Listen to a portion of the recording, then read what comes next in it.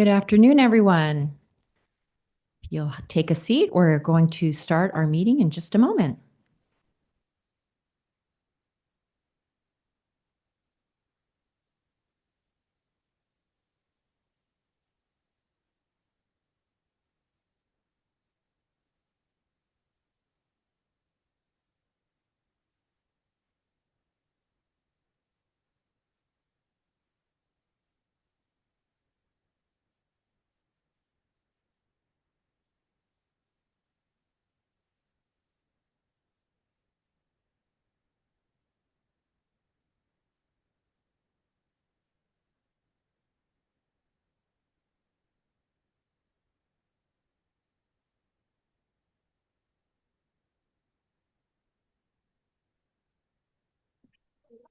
Welcome, everyone. Welcome to the Board of Directors of the Clean Power Alliance of Southern California's regular meeting for Thursday, February 6th, 2025 at 2 p.m. We will start by calling the meeting to order at 2:01, I believe it is, and starting with the Pledge of Allegiance. And I would like to ask our board member, Jeff Maloney, to lead us in the flag salute. Happy to. Ready? Begin. Pledge allegiance to the flag of the United States of America. Republic for which it stands, one nation under God, indivisible, with liberty and justice for all. Thank you so much. Okay, we'll start with a roll call. Madam Clerk. Thank you, Madam Chair. And just as a reminder, please state your name for the record as I call on your jurisdiction during our roll call. Agora Hills, Deborah Klein Lopez. Alhambra, Jeff Maloney here. Arcadia. Arcadia absent today. Beverly Hills, William Gold here. Calabasas, Present, Edward Alpert. Camarillo, Susan Santangelo here. Carson. Carson absent for roll call. Claremont. Jennifer Stark here for Claremont. Thank you. Culver City. Hey, Yasmin, Amani McMahon, Culver City. Thank you. Downey. Horacio, present. Thank you. Hawaiian Gardens will be absent today. Hawthorne. Alex Montero here. Hermosa Beach. Here, Ray Jackson. Yeah, I can see you. Thank you. Yes. LA County will be absent today. Malibu will be absent today. Manhattan Beach. Here. Thank you. I see Director Lesser. Thank you very much. Monrovia. Here. Thank you. Moore Park. Chris Barrett. Ojai. Ojai absent for roll call. Oxnard. Roll. Oxnard. Thank you. Paramount. Here? Thank you. May I ask who that is? Yes, sorry, Adriana Figueroa. Okay, thank you. Port Wainimi. Port Wainimi here, Laura Hernandez. Thank you. Redondo Beach. Redondo Beach absent for roll call. Rolling Hills Estates. Here. Thank you, Director Zuckerman. Santa Monica. Santa Monica absent for roll call. Santa Paula. Jenny Crosswhite, present. Sierra Madre. Robert Parkhurst, present. Simi Valley. Rocky Roads, present. South Pasadena. Omari Ferguson, present. Temple City. Temple City absent for roll call. Thousand Oaks. David Newman. City of Ventura. Absent for roll call. Ventura County. Vianney Lopez here. Thank you. West Hollywood. West Hollywood absent for roll call. Westlake Village. Ray Pearl. Whittier. Marianne Pacheco, present. Okay, thank you. We have a quorum. Thank you so much. Before we move into our agenda, I just would like to say A belated Happy New Year to everyone. This is our first board meeting, full board meeting of 2025. So wanted to welcome all of you here and in our remote locations. I also want to welcome back our clerk, Gabby, who is back from maternity leave. So we want to wish you the very warmest of congratulations and welcome back. And thank you to the whole team that held down the fort while you were gone. And then, of course, I would love to give a warm welcome to 5 new board members who are present today. We've got Ray Jackson of Hermosa Beach, and Ray is at the COG location. So welcome, Ray. We've got Chris Barrett in Moore Park. Welcome, Chris. He's at the Calabasas location. Also at the Calabasas location is Ray Pearl. Welcome, Ray, my friend from Westlake Village. And then here in the downtown location, we have Laura Hernandez, Port Hueneme. Where did Laura go? Oh, she's out. She's coming back. And Omari Ferguson of South Pasadena. Welcome. And if we can give a round of applause for everyone. Thank you. Thank you. Thanks for being here. Okay. With that, we will move to general public comment. I'm not sure that we have any. We did not receive any requests for public comment here. I don't see anything at our remote locations. Okay, not seeing anything. We will move on to our consent agenda. And I would ask if there's any director who needs to pull anything or has a question to please speak up. Otherwise, I will entertain a motion. Second. Thank you. I have a motion by Director Rhodes and a second by Director Parkhurst to approve the consent agenda. Chair Klein Lopez, how do you vote? Aye. Director Maloney? Yes. Director Gold? Yes. Director Albrecht? Yes.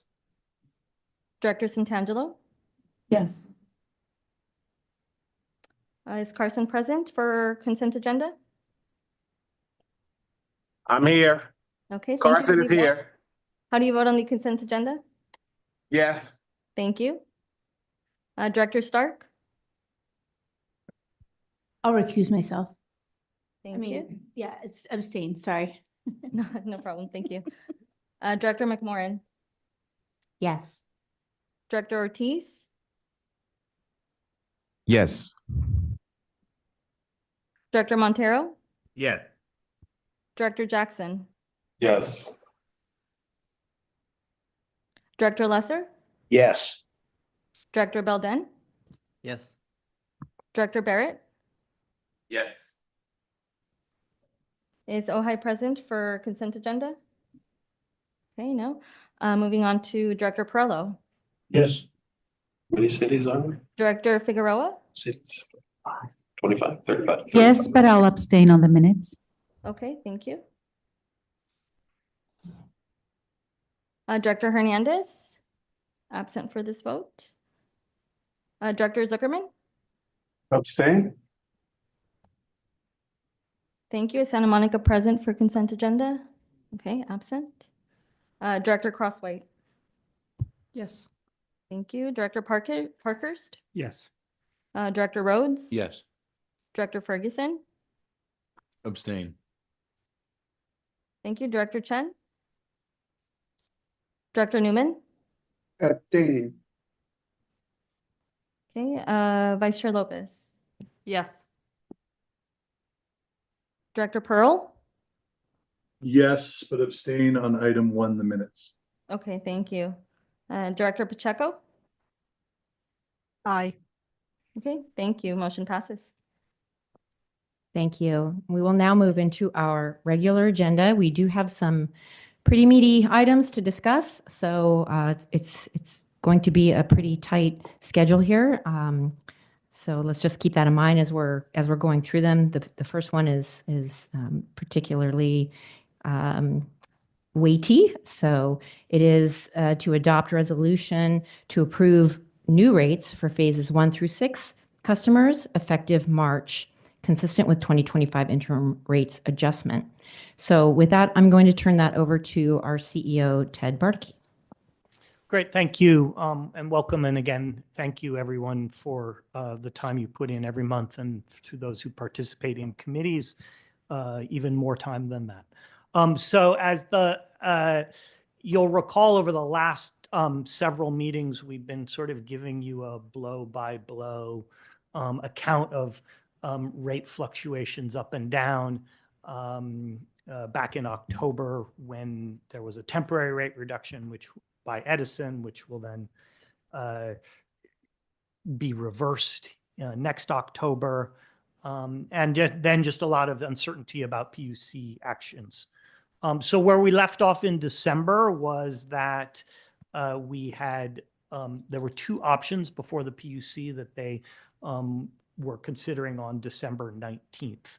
One of the options was our customer bills would be around the same, and our competitiveness would significantly improve from where it was in October, and get us back to around where we were at the beginning of the year, the beginning of the fiscal year. The other was our customer bills would go up, and our competitiveness would worsen. We also discussed over the last few meetings that we would wait and see what the PUC did at the end of December before discussing whether to take any interim rate action or out of cycle until that PUC decision. Well, here we are. As one might imagine, the decision did not go our way. And so the decision approved Edison's alternate proposal, which slightly increased the PCIA, or the exit fee that our customers pay, and approved both a delivery rate increase as well as a generation rate, or delivery rate increase and a generation rate decrease.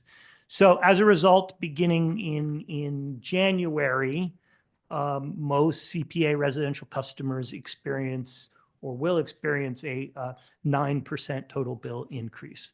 Now, almost all of that increase, all but a tiny, tiny portion, is due to the increase in delivery rates, the stuff that all customers pay equally across the system, whether you're a CPA customer or not.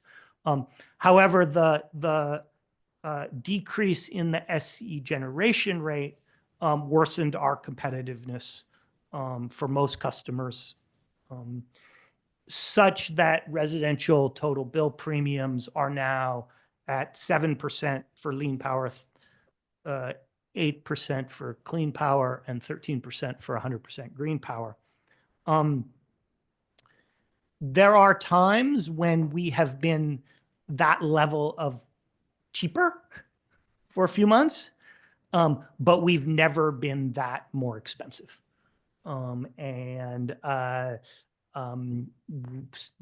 We don't, I mean, staff, and I know the executive committee and many of you just think that's a little too out of whack. And so we're in an enviable position. I mean, it's not great for our customers. It's not great what the outcome at the CPUC was, but we're in an enviable position that we have the financial strength and are actually running over $50 million ahead of budget on the year. And so that we have the ability to propose to you an interim rate reduction. So we went to the executive committee in mid-January with 3 possible options. And the executive committee unanimously supported one of those options. And we'll talk through each of the options and some of what that discussion entailed. This will both significantly improve CPA's competitive position, continue to meet or be close to meeting our financial targets for the year, as well as reduce customer bills from the level that they're at in January and February. One unique item that I wanted to highlight before we get into the details is that we want to implement this rate reduction, assuming that it is approved, as soon as possible. And that means beginning March 1st. It takes a while for the billing system to catch up and all of that, which means that we're proposing to truncate our normal rate setting and deliberative process, which usually takes place over a couple of months. We will do that in the next few months for our annual rate setting process.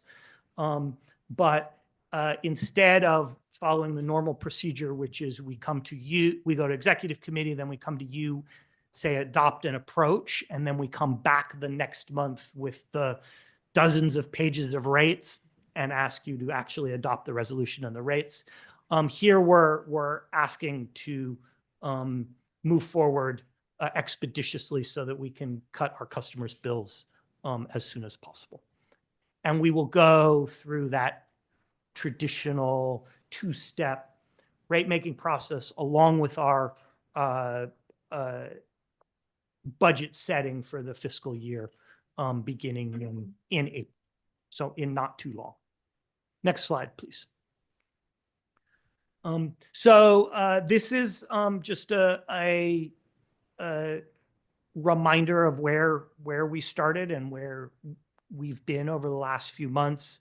We started with July targets at something that's been pretty traditional, modest discount for lean, clean at parity, and 100% green at a 5% bill premium. Talked about the temporary rate reduction in October. Again, Edison's rates will go back up next October by a significant amount. So we'll be taking that into account when we do our annual rate setting process.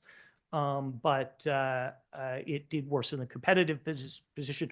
But we knew that there was going to be this subsequent thing that the PUC would do. And so the January 2025 rate comparisons are up there. As I mentioned, it was not a favorable outcome at the CPUC. Deborah and Supervisor Horvath were in some of the meetings with the commissioner offices and can provide color on that unfortunate process if they like. But here we are where we are.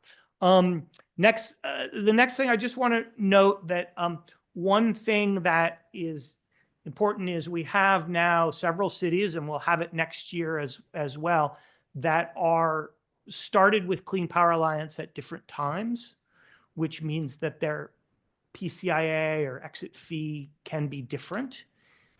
In the case of our 3 new cities that started in 2024, that's Monrovia and Santa Paula and Hermosa Beach, their PCIA actually went more negative than it was before as a result of this decision. So those customers did not see nearly the size of the rate increase, and their competitiveness actually improved. Not necessarily to the level at which we're proposing, but under the rate reduction proposal that we have, they would also see a modest rate reduction, and we would get back to where we like to be, which is harmonized across all customers. Next slide, please. So a number of you have seen this slide before, and I like to show it just to remind folks of a few things. One is that our rates have historically been very competitive.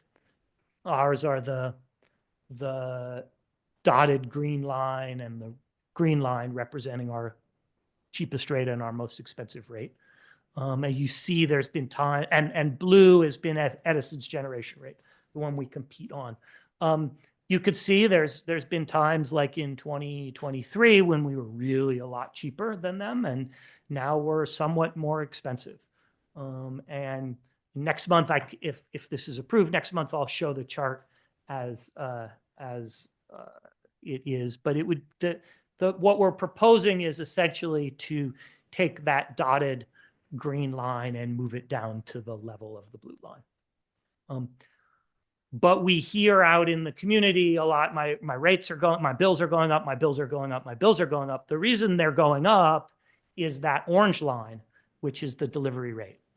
And we do not see much abatement of that going up in the future.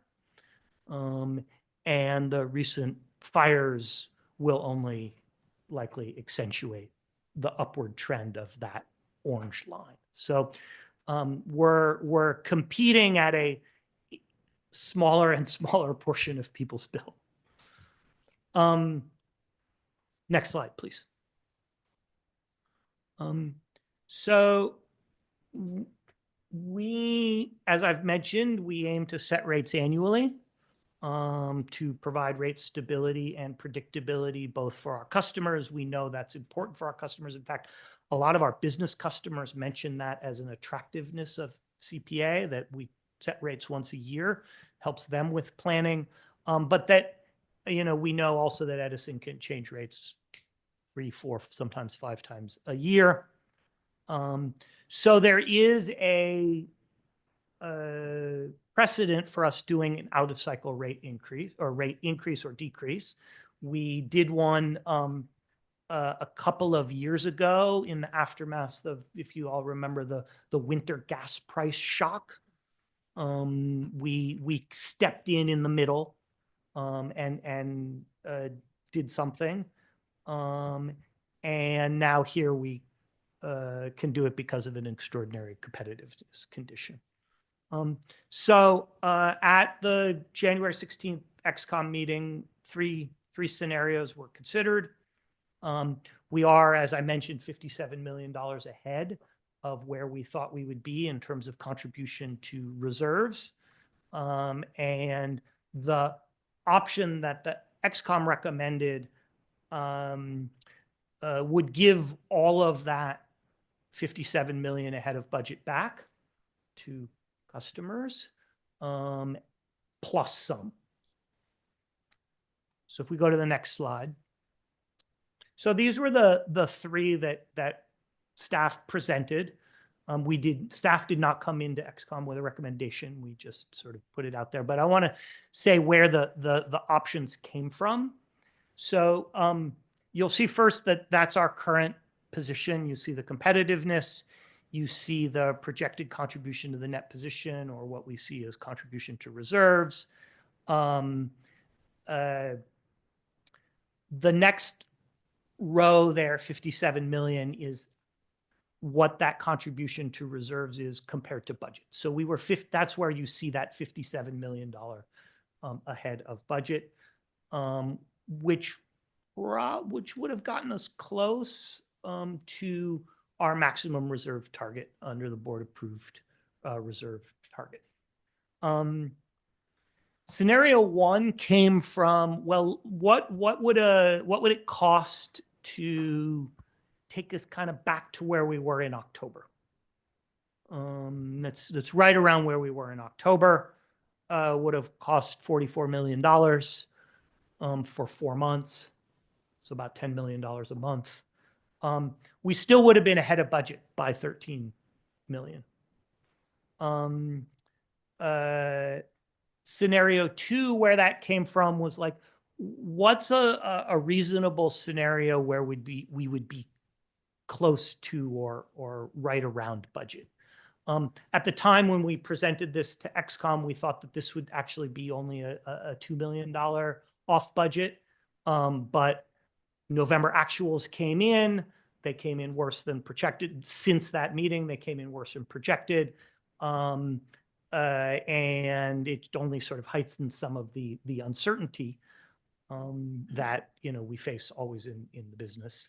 But it was sort of a what can we afford kind of, and still make a significant contribution to reserves and be above that 40% level. In scenario 3, we said, what if we went back to, in terms of rate comparisons, what the targets were at the beginning of the fiscal year? That would cost over $80 million. And I'll just say that there was no support for option 1 at executive committee. The conversation really revolved around option 2 and option 3. Deborah can talk about it. But I think if you go to the next slide, there was some discussion, but generally, well, the consensus in the end was to do this.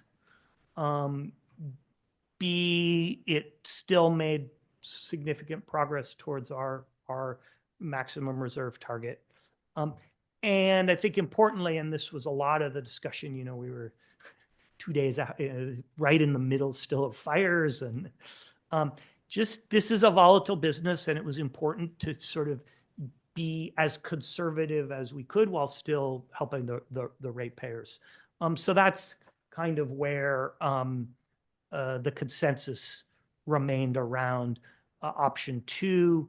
And it also ensures that no single customer would pay more than they would be with Edison otherwise. So that was a nice to have that at the 0%. I'll just say that personally, the discussion at the executive committee was gratifying in the sense that people understood that built into our rate philosophy is not indexing to Edison, not chasing every time they change, but that's a consideration, but also what can we afford and what's good for our customers and the organization. So we've tried to avoid that straight up indexing and are doing that here. Next slide. So this is the action requested. If approved, you can go to the next slide. If approved, the interim rate reduction would take effect on March 1st. There's the resolution, there are all the rates, but we'll be back in not too distant future in our traditional rate making cycle in conjunction with the annual budget beginning in March with the executive committee and the finance committee, and then the beginning with the full board. So that concludes my presentation, and maybe I'll kick it over to Deborah to facilitate, and maybe if you have any words. Sure. Thank you, Ted. Before I open it up for questions and deliberations, I do just want to reiterate that the executive committee spent a long time talking about this. I want you all to feel very proud of your executive committee. Sometimes staff comes in with recommendations for good reason, and this one, they turned it up to us with open arms, and wanted to see how it all sussed out. And I really have to say that, as Ted mentioned, of the 3 options, the scenario 1 was off the table right away, because I think we all really felt that our customers' impacts needed to be reduced, particularly in the light that we did have a budget surplus that we were able to play around with a little bit, and we wanted to direct that towards our customers. So the discussion was really between options 2 and 3, and it was a very spirited discussion. It took us a long time to hammer it out. I feel like we really sussed it out very well. In the end, I think part of it is because this really is for only 4 months. And so, and you can see it's a big hit to revenue for only 4 months, but because it's such a big hit, we did end up wanting to play it a little bit more conservatively. In particular, this was during the fires. We are unsure about fire impacts and how that may play. And to a lot of us, it's really important to have the rates that are at or near parity. So option 2 just kind of checked all of those boxes where we were at our good normal targets. The revenue reduction was significant, but not as significant as option 3 would have been. And again, it's only for a few months before we go through the whole rate setting process when we know Edison's rates are going to be going up in October again. So I'm sure that other XCOM members may want to pipe in, but I feel really good about what we're bringing to you. And with that, I will open it up for questions and comments. Director Rhodes. Thank you. I just wanted to say I love this idea and I support this idea. I appreciate the concept of expeditiously moving towards rate reductions, but being very deliberative on rate increases. So the fact that there's an accelerated process in this, I appreciate the XCOM committee and staff for coming up with an idea on how to make this happen in 30 days, not 60, and so appreciated that.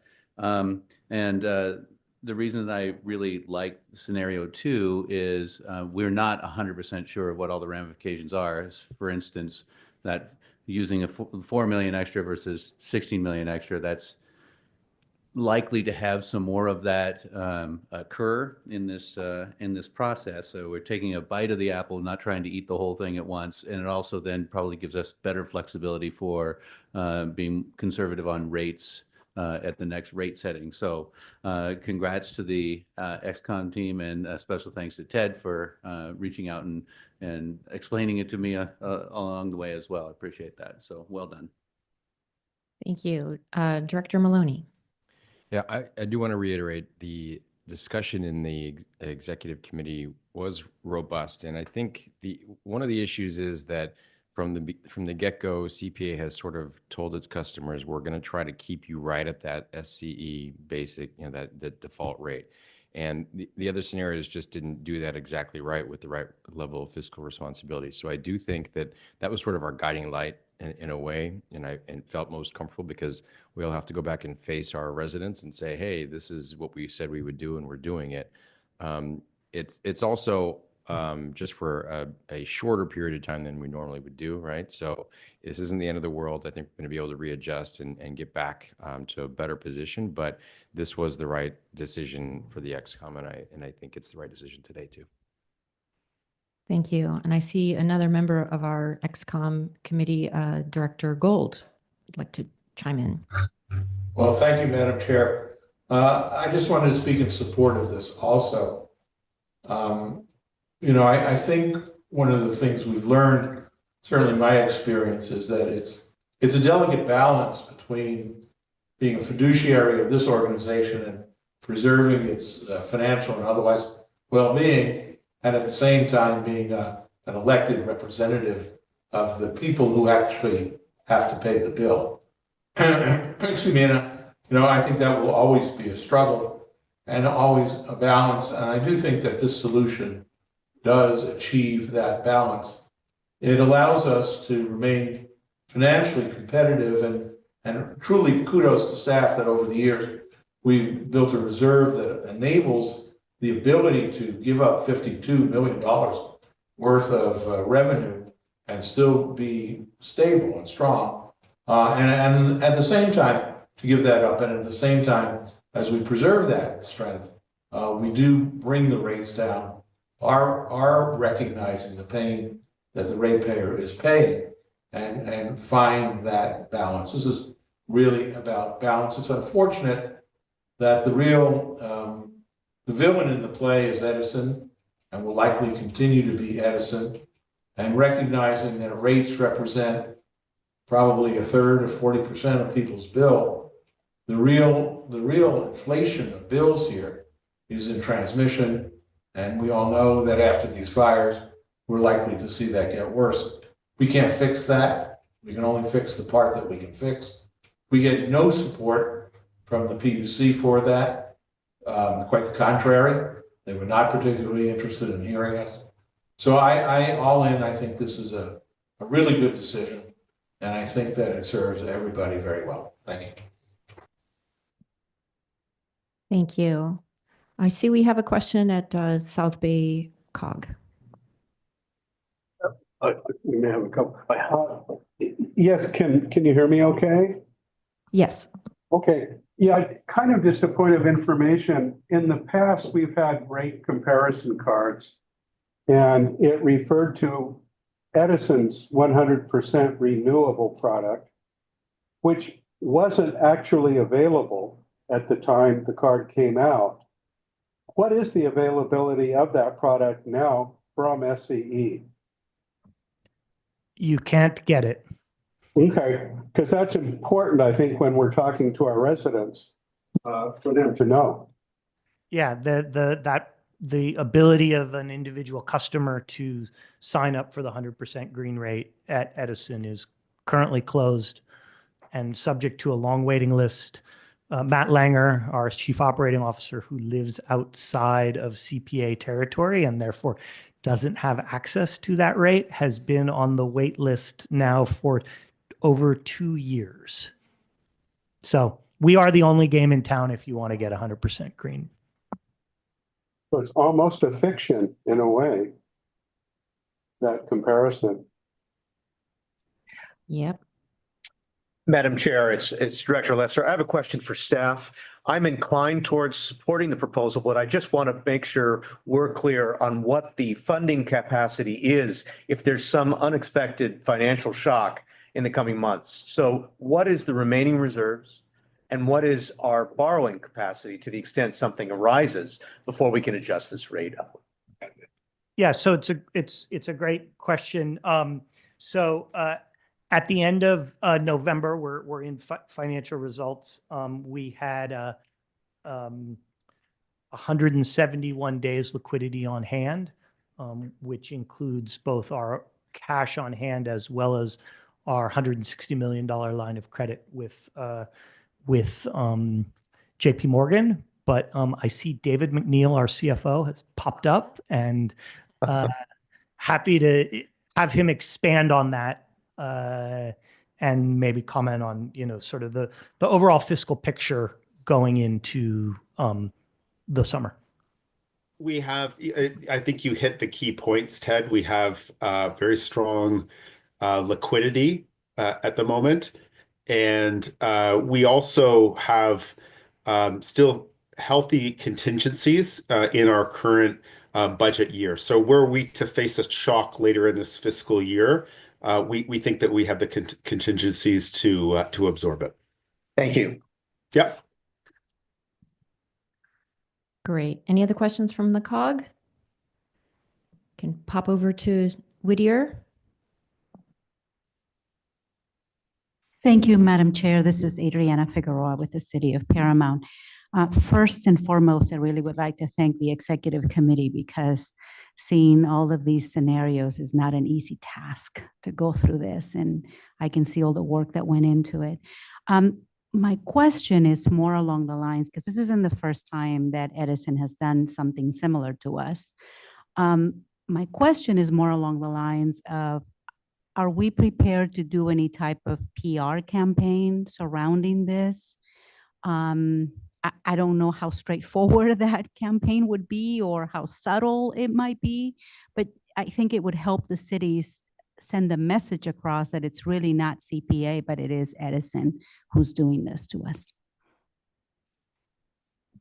Yeah, thank you, Adriana. It's a great question. We struggle sometimes. I'll just be frank. Rates are really complicated, and people care mostly about their bills.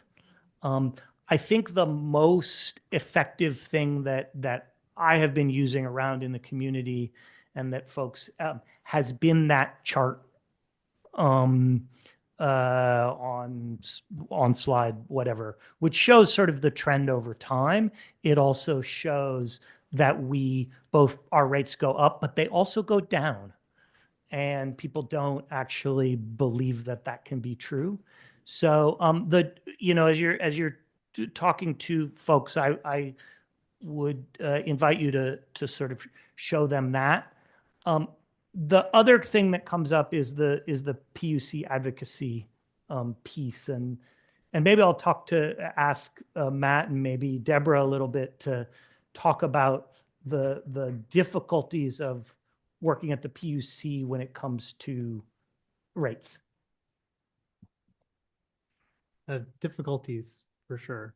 So a little bit of the dynamic is the way it's supposed to work is the commission is supposed to be sort of a neutral arbiter of the law and what's fair for all customers. So both Edison's bundled customers who get their energy service from Edison, and then what we call departing load customers, which includes CCAs on the other side. But what we've noticed at times, and I think that was at play in this case, was when there's a choice between reducing rates for bundled customers or kind of splitting the baby or making a fair choice for all customers, there's definitely a lean towards favoring bundled customers. Late last year, the governor issued an executive order around affordability and really encouraging the commission to focus on affordability. And it appears the way that the commission has interpreted that is that it should be affordability for bundled customers, even if it's at the expense of our customers. So we advocated really hard on that, and without getting into the details of the issue that was at dispute that really shifted rates for our customers, at the end of the day, they took Edison's approach, which was novel and breaking with past precedent. And at the same time, they gave very little explanation. So we had these meetings with some of our board members and with CPA staff, and they even acknowledged, you deserve a better explanation if we're going to make this big change. And when the final decision came out, there was no better explanation. So it's definitely a frustrating process. We've been advocating vigorously on it, but that's a little bit of the dynamic about why these things don't always go our way.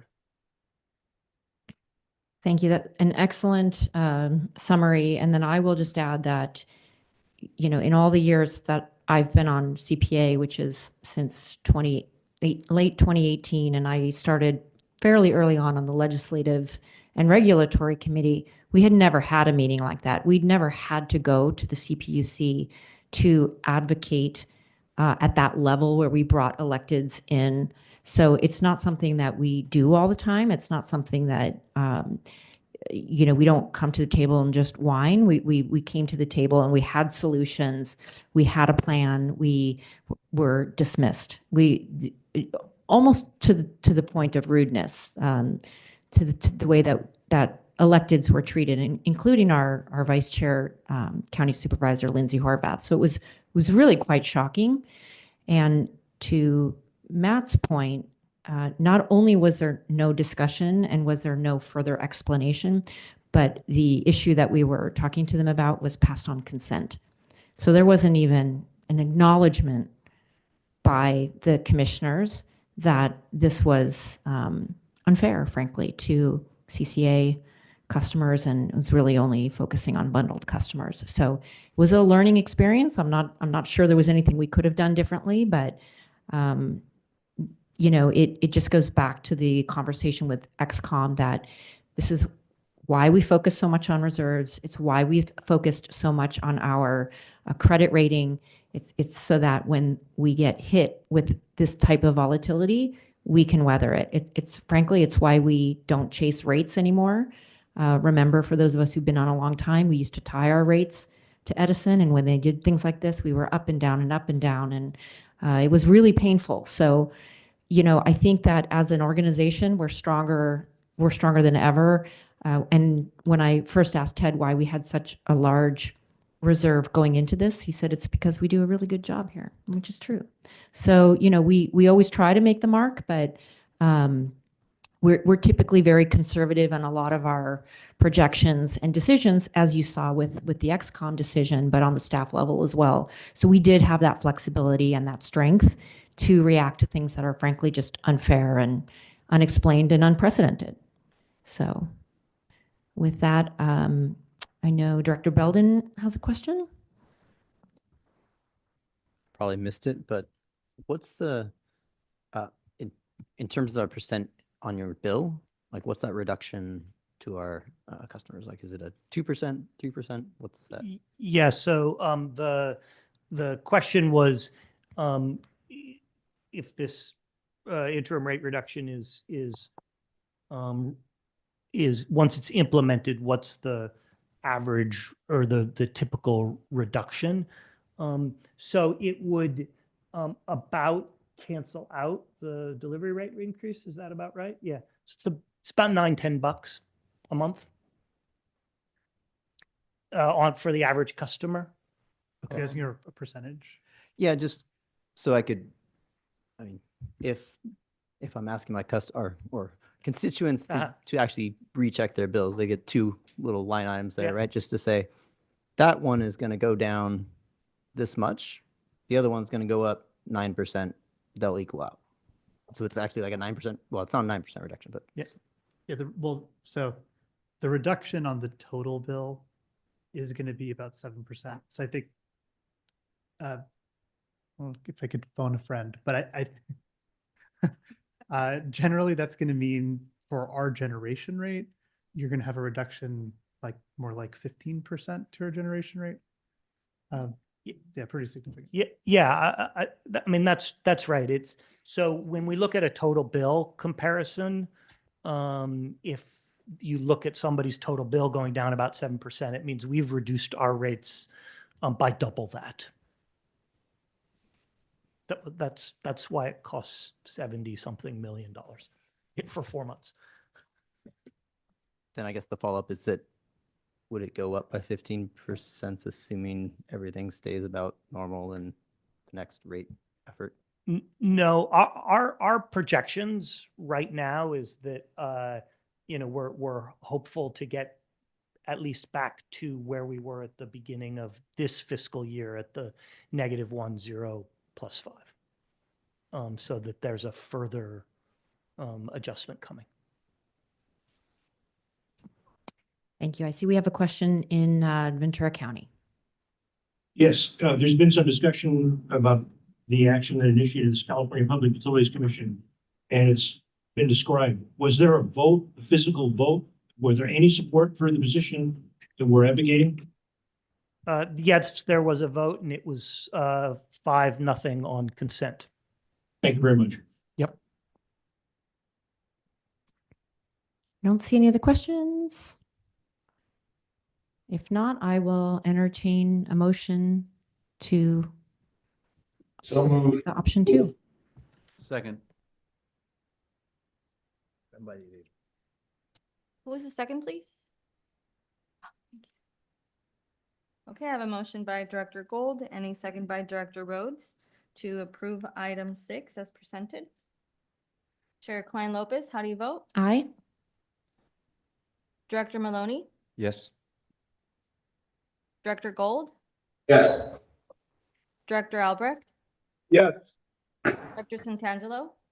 Yes. Director Hicks? Yes. Director Stark? Yes. Director McMorrin? Yes. Director Ortiz? Yes. Director Montero? Yes. Director Jackson? Yes. Director Lesser? Yes. Director Belden? Yes. Director Barrett? Yes. Director Ellison? Yes. Director Figueroa? Yes. Director Hernandez? Director Zuckerman? Yes. Director Davis? Yes. Director Crosswhite? Yes. Director Parkhurst? Yes. Director Rhodes? Yes. Director Ferguson? Director Chen? Director Newman? Aye. Vice Chair Lopez? Yes. Director Pearl? Yes. Director Pacheco? Yes. Thank you. Motion passes unanimously. Thank you very much. And thank you to all of you for the support and the discussion. And I think it will serve us well as we go into the next round of rate setting in just a few months. So with that, we're going to move on to item 7, which is some power purchase agreements. I will turn it over to John McNamara. Good afternoon. So here today to present exciting opportunity for a new incremental geothermal contract and also an amendment to our existing geothermal contract at the Cape Station facility. So with that, I'll get on to the first slide here, please. So if everyone recalls, back in September 25th of 2024, the Energy Committee met and approved a short list of 6 projects and a wait list of 6 additional projects. Amongst the 6 shortlisted projects was a bilateral offer for a geothermal proposal from Fervo Energy. We've since that was approved, staff's gone back, been negotiating with the counterparty, concluded negotiations. We're here today to request that the board approve the chief executive officer to execute these 2 agreements. First agreement is going to be the 18 megawatt incremental geothermal capacity at Cape Station's, at the Fervo Energy's Cape Station geothermal facility. And the second agreement is an amendment to our existing agreement that is currently 33 megawatts for geothermal energy, also at the Cape Station facility, but once it's amended, it will be decreased to 30 megawatts at that facility. The primary motivation behind this geothermal contract is it's going to bring us to the close of an epic journey to come into compliance with midterm reliability.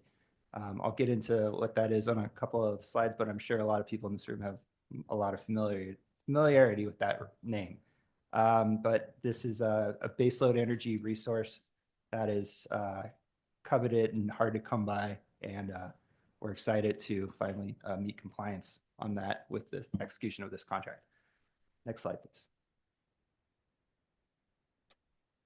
So to summarize again, the action being requested is to approve the incremental contract. That's the 18 megawatts for new geothermal capacity, and the amendment to the original contract. Both of these contracts will start in June of 2028 and be for 15 years. Next slide, please.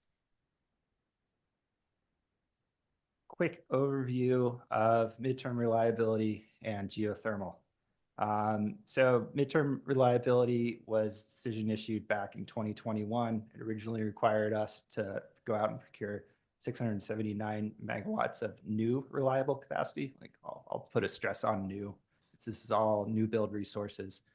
59 of that was baseload renewable energy. Baseload renewable energy is essentially renewable energy that can run 24/7 or an 80% capacity factor, firm and zero emitting. This is traditionally going to be met with just geothermal or biomass facilities. To meet that requirement, we've been soliciting for these resources in our RFOs ever since 2021. In 2024, unfortunately, we didn't get any offers for these resources, and staff has been searching for bilateral opportunities throughout that entire time. It's very hard to locate these resources for a bunch of different reasons, but primarily that the geology and the nature of geothermal just limits in general the amount of sites or places that this can be placed. And a lot of these opportunities now are going to be out of the state, and there's traditionally a lack of firm transportation into CAISO. Additionally, there's new RA requirements that now require, what used to be a peak month requirement is now a hourly requirement. So resources that can provide RA around the clock are also very coveted under this framework. So all these things together have created, a high demand for geothermal. We were compliant on this, nearly compliant on this category until 2024, when a biomass contract that we had under contract terminated due to an inability to locate financing. Since the termination of that contract, this is the Cape Station 18 megawatt incremental contract that we bring to you today, is the only contractor offer that we've been able to locate that can meet this MTR baseload requirement. Next slide, please. So just a quick overview of our MTR position. We're summarizing here 3 different categories of compliance that we're required to meet. The first one is basically a 4-hour storage general duration category. We have a healthy long position in that. We've also met our long duration storage with the execution of a long duration storage contract and our 4 megawatts long in that.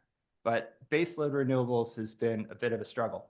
You can see we had a 59 megawatt requirement. At the come 2024, we had almost met that requirement. We were basically 0.1 megawatts shy of meeting our compliance requirement. But when the Danuba biomass facility terminated, we now found ourselves 11.6 megawatts short. But with the execution of today's 18 megawatt agreement and the amendment that would come with this agreement to the existing facility, we will be 2.3 megawatts long in this category, which is a great place to be. Next slide, please. So here's a overview of the incremental contract. So it's 18 megawatts of geothermal energy. This contract allows for us to request delivery at an alternative delivery location for an increased cost. There's a couple of reasons why we'd want to do that, but primarily the alternative location might be easier to locate import allocation rights at, which will help ensure that we can claim the RA for the resource. This contract will provide both resource adequacy and renewable energy. It's located in Beaver County in Utah. It has a June 1, 2020 online date. Developers, Fervo, in 15 years. As far as the evaluation criteria go, as was common with all geothermal and biomass facilities, it's in a 4th quartile in terms of MPV rank. The development score is low, but that's primarily just a reflection of a lack of, they haven't gotten all their discretionary permits yet. They don't have an interconnection agreement finalized yet, but I think we're very confident that they will get there. Workforce development score, environmental score, benefits to disadvantaged communities, and project location, all medium or neutral. And again, the rationale for doing this is to meet our MTR compliance requirement, but also the 24/7 energy profile, or renewable energy profile, complements our portfolio well. Moving on to the next slide, give an overview of the amendment. So the amendment's going to be, it was part of the negotiated transaction to secure the 18 megawatts of new incremental capacity from the Cape Station project. It's important to understand that this amendment is tied to the success of the 18 megawatt contract. If that contract terminates, this amendment will unwind, and the existing contract that we have will hold, and they'll be required to meet those obligations. Fervo's request for amending the contract was motivated by 2 primary factors. The first one being that the energy delivery profile in the existing agreement, they didn't think that they would be able to meet ultimately. There's technical reasons why they're going to have difficulties delivering as much capacity as required in the contract during the summer, and they are motivated to decrease the energy deliveries in the contract to ease that requirement, ensure they can comply with the contract. The second request in negotiations was to identify that they were having difficulty locating and entering into a project labor agreement due to a lack of qualified union labor in Southwest Utah. The lack of labor was going to jeopardize their ability to meet a guaranteed commercial operation date. As part of negotiations, we agreed to reduce the contract capacity and total guaranteed energy. We also agreed to remove the requirement to enter into a project labor agreement, but replaced it with a requirement to pay prevailing wages and to use federally registered apprentices. We also added a requirement that they make a $250,000 payment to CPA's Workforce Development Fund. And then finally, we made minor changes to the existing agreement, essentially just to modernize it, to bring it to add language that accounts for the new slice of day RA framework and to update a metering diagram. Next slide, please. So just in summary, we are seeking that's CPA is requesting board approval for amendment number 1 to the original Cape Station power purchase agreement, and also for the 18 megawatt Cape Station long-term renewable energy contract. And this will be critical for helping us meet our MTR baseload renewable obligation. That concludes staff's presentation. Happy to take any questions. Thank you so much. Excellent presentation. Before we open it up for questions or deliberation, I'd like to kick it over to the chair of our Energy Committee, Robert Parkhurst, see if you have any additional comments. Yeah, I'm going to start with a question, and then I do have a comment. And can you tell us a little bit about the technology that Fervo is using in this plant? Sure. So Fervo's, the main technological advantage they have is they're incorporating horizontal drilling. What this does is it allows them to do one injection well, go down in that well, and then go over sideways, drill multiple wells. This increases the production at the well and the overall efficiency, helps control costs, and could in the future help them site such technology at greater sites, because it requires them to not go down as deep as traditional geothermal. Great, thank you. So, we talk about one of the biggest challenges that I have seen as in my time on the Energy Committee is the ability to meet baseload and our ability in particular to meet the midterm reliability requirements. It's been really hard. As was indicated, we didn't get any responses to the RFO in 2024. And you saw that the ratings on this, it's not, it's not a project that jumps out at you and says, wow, this is really great. This is really exciting. It's got neutral to negative ratings and everything. But it's really important. It's really critical. It's going to meet our compliance needs. It's going to fill a gap. It's actually going to get us a little bit of a hedge on it, which I think is really important. And then the technology here is significant. I mean, this is the potential of this technology to create reliable baseload 24/7 energy is really huge. And this is one of the few startups out there that has actually, from what I've seen in the things that I follow in this space, actually kind of made it. And as John was saying, is that this may be able to open up geothermal in a whole new area. And so for those reasons, the compliance, the baseload, and the new technology, it's something that I'm firmly behind and think it's a project that's an important part of our portfolio. Thank you. Thank you. Director Crosswhite. Yeah, just a quick process question. So we have this project before us today. I know that there haven't been a lot of other options, but process-wise, do we continue to look, and when we put out our RFOs, for more options, so that if something were to fall through on this project, or if we were to need more baseline, is that how the process goes from here?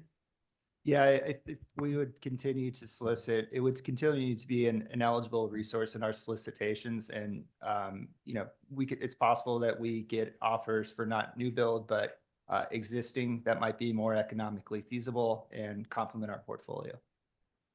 Thank you. And I'll just say, we have been signaling to the market for, goodness, as long as I've been here now, that we'd love to buy geothermal from the Salton Sea when the Lithium Valley actually happens. And we've taken meetings with the two major developers out there. They're yet to be ready to sign a contract with us, but we have signaled to them that come into our evaluation, and would be extremely interested in in-state baseload geothermal that would also bring all these other benefits out to the Coachella Valley. So absolutely. Director Rhodes. Thank you, Chair. I wanted to give a shout out to Mr. Langer, who took me through the contract, and I got to see the changes that we were making and really understand this transaction. And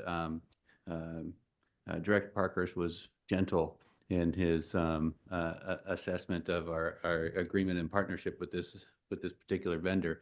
There's a couple of glaring points. If we can't get this to go online, we are out. We're sunk on this, and we don't have a backup plan.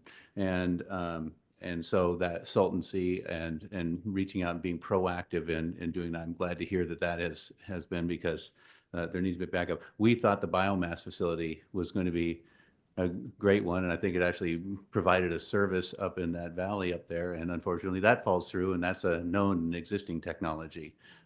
This is a new technology that there is a demonstration plant, but it doesn't exist yet, and hopefully by 2028 it will.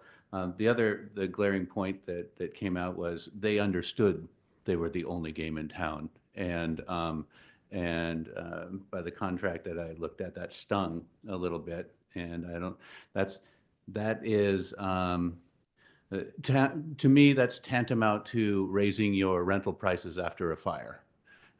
It's gouging, and it's not a friendly working relationship. So while we need this contract, I would put staff's direction to extra effort of finding other alternates, notwithstanding the pricing part, because it was only for the add-on piece, but the likelihood of this actually coming online and producing the energy concerns me. So, but with that, I think that congratulations, we got what we needed to be compliant, and we're in the game. We're doing it right. We're doing what we need to do. But I hate being over a barrel. Thank you. I'll just note that we are not the only ones who are reliant on Fervo's success. Edison also has a 200 plus megawatt agreement right next door.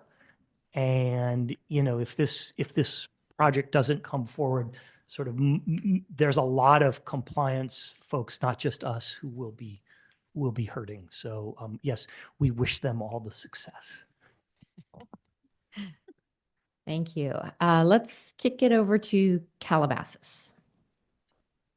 Yes, thank you very much for the presentation. I realize the difficulty in any kind of baseload renewable sources, so I'm glad to see this moving forward. I'm also very glad to see that while we are waiving the project labor agreement, we are picking up $250,000 in workforce development, and that's a very good thing.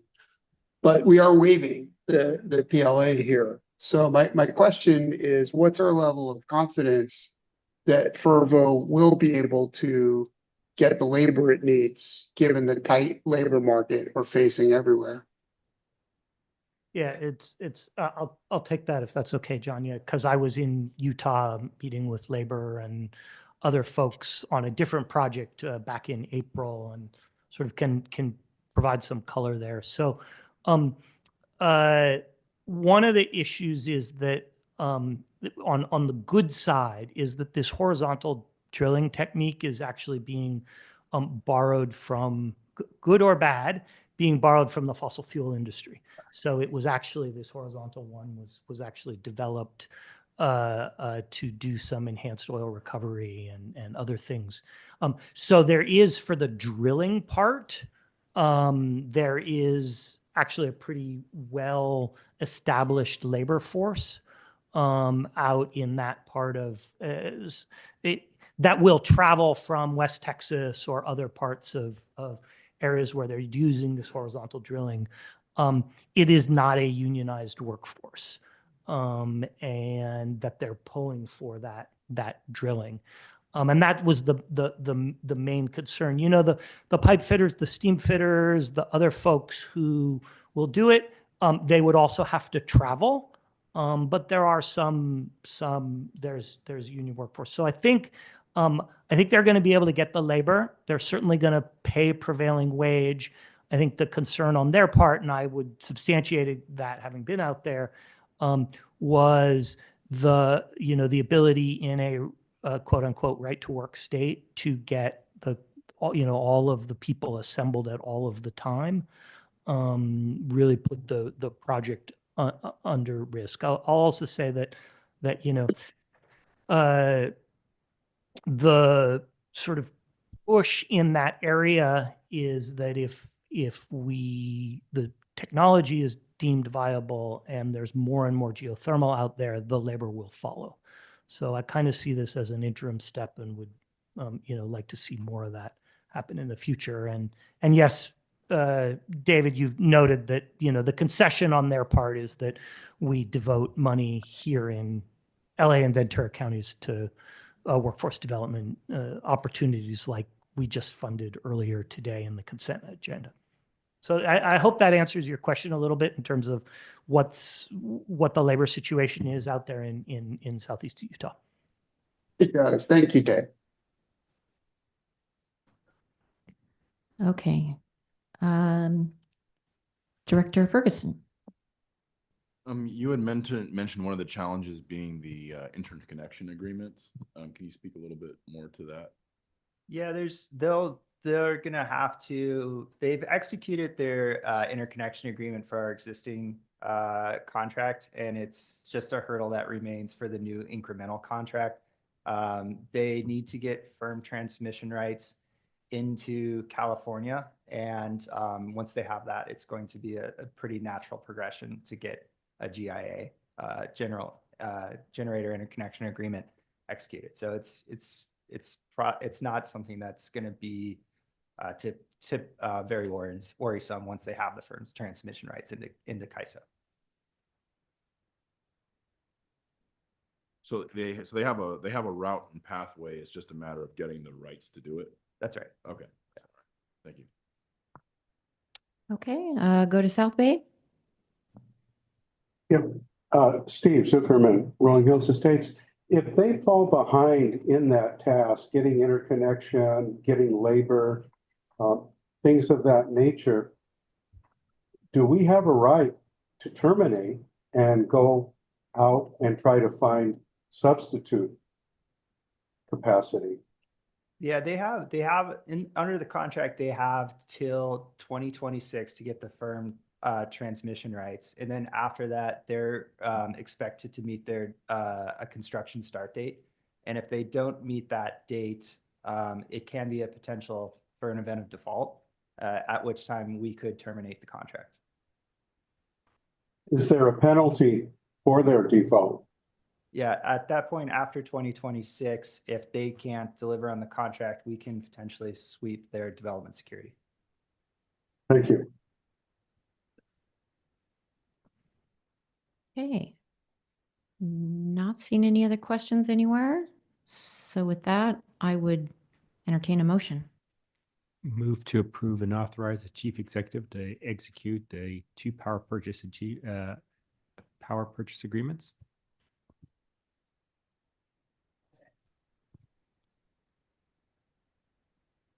Thank you. Director Lesser seconding if you need it. Oh, thank you. We do have a motion by Director Parkerson, a second by Director Montero to approve items 7A and 7B. I'll also note we did not receive any public comment for this item. And I'll proceed to roll call. Chair Klein Lopez, how do you vote? Aye. Director Maloney? Yes. Director Gold? Yes. Director Albrecht? Yes. Director Santangelo? Yes. Director Hicks? Director Hicks absent for this vote.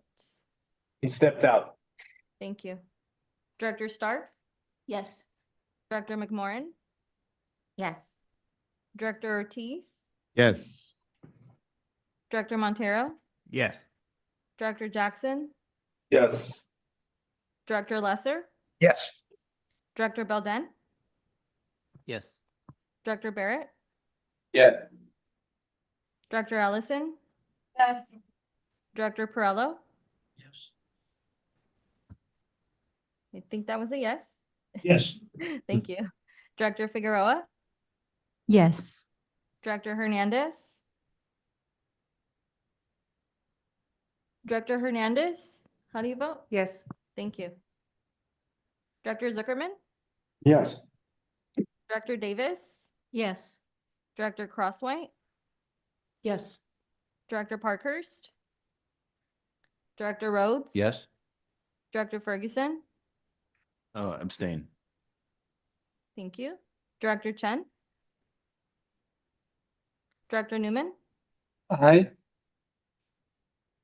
Vice Chair Lopez, Yes. Director Pearl, Yes. Director Pacheco. Yes.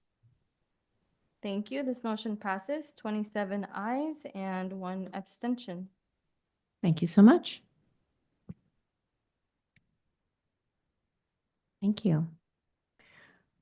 All right. Moving on to our last action item.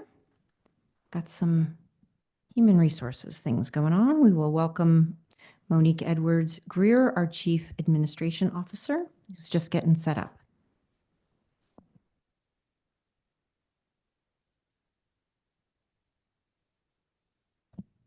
Good afternoon. We can move to the first slide, please.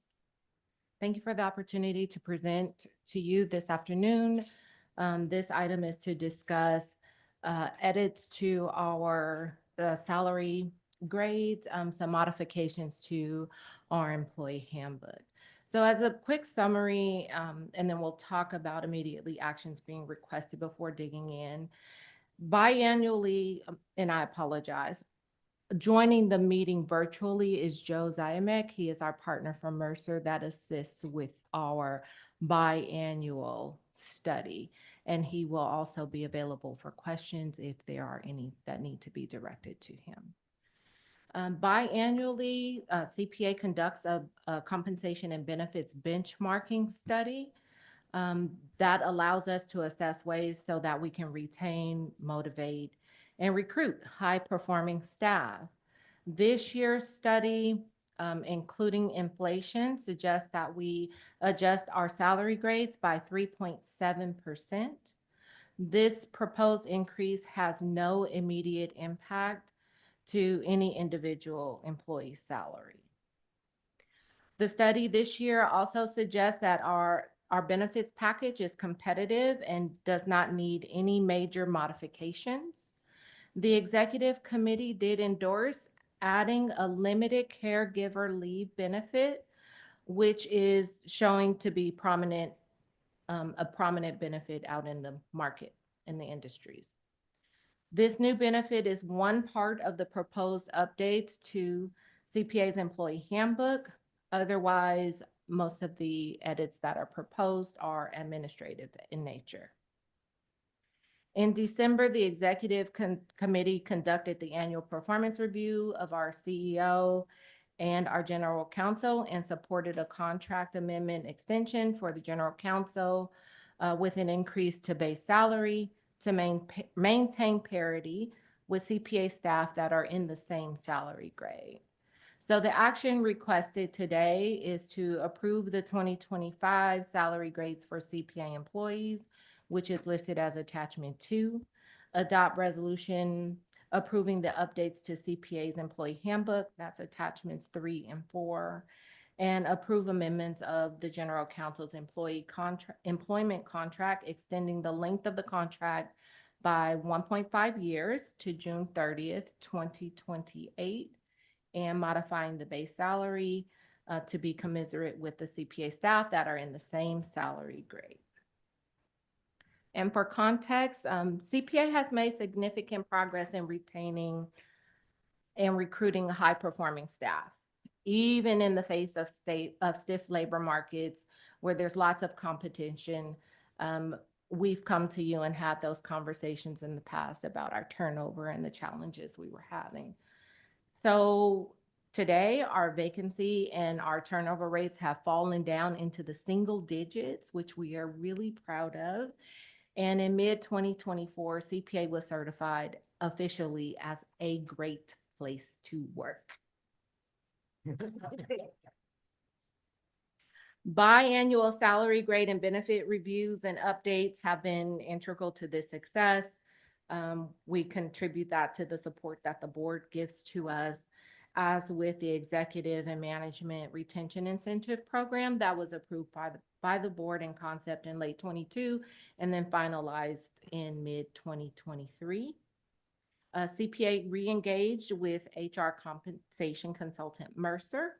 Joe is here representing Mercer with a 2024 salary and benefits benchmarking study and to help develop strategies that ensures our CPA salaries remain competitive and that our benefits remain competitive.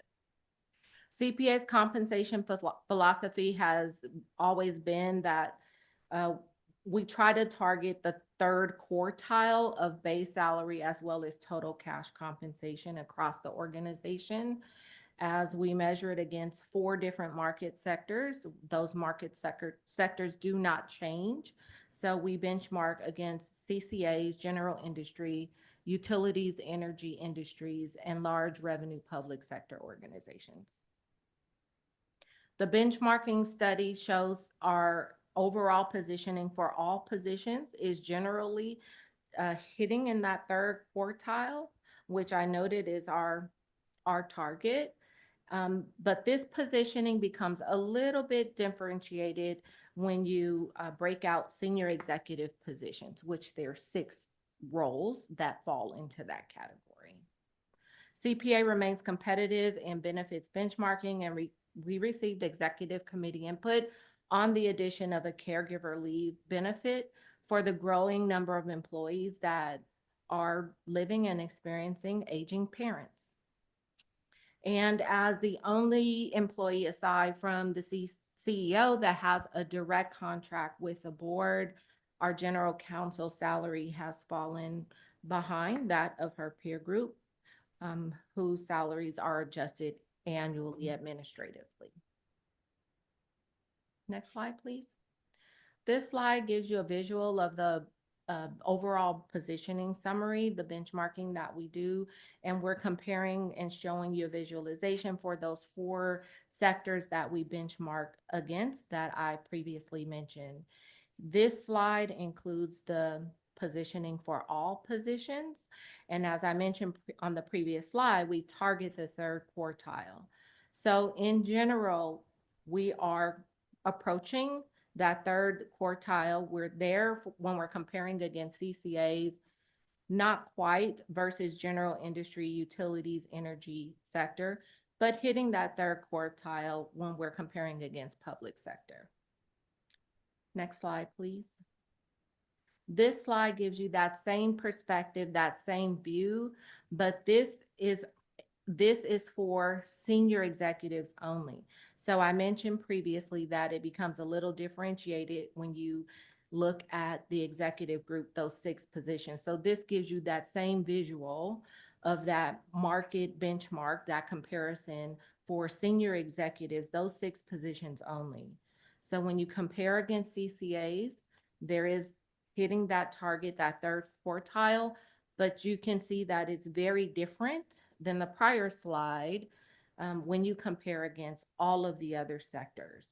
So for general industry and utilities industry, and energy industry, when we compare and benchmark against those, we're just in that first quartile as opposed to that third, and public sector, the second. Next slide, please. So this slide gives you a view of all of our positions, excluding senior executives. So we gave you the first slide that showed everybody. The second slide was just executives. And now this is going to be all staff except executives. And when you look here, there we are. We are on target, third quartile overall. But that is we're only hitting the third quartile in each of the markets that we benchmark against when you exclude out senior executives. So we wanted to give you the visualization of all three. Next slide, please. So we thought it would be helpful to give you a little bit of context as to how we go about adjusting salary grades and what that process looks like. And that process differs from an odd calendar year versus an even calendar year. So in odd calendar years, a full market study is not performed. Through the annual budgeting process, staff projects, we forecast what the cost of living adjustment would be, referred to as COLA, and we put that forecasted amount into the budget. We determine that COLA amount based utilizing data from Consumer Price Index Los Angeles area 12-month values. So what is actually used for the cost of living increase is the value that is published in November. That value becomes available kind of early to mid-December, and then we use that value to adjust salary grades, and that salary adjustment becomes effective January 1 of the following year. So for example, in November of 2023, the CPI index for LA 12-month value for November was 2.8%. So effective January 1 of 2024, salaries for all staff were adjusted by that 2.8% value. These administrative adjustments actually help us keep our salary grades aligned, not just for COLA, but for market also. Next slide, please.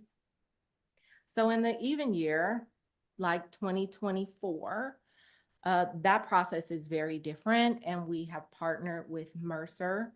This is now our third benchmark that we've done for both salary and benefits with Mercer. And again, we benchmark through against those 4 different market sectors. So we look at all CCAs, we look at general industry, we look at utility/energy industry, and then large revenue public sector organizations. Utilizing market data, Mercer makes a recommendation for salary range adjustments to integrate that market alignment and then the approximate magnitude of what the forward coming COLA will be.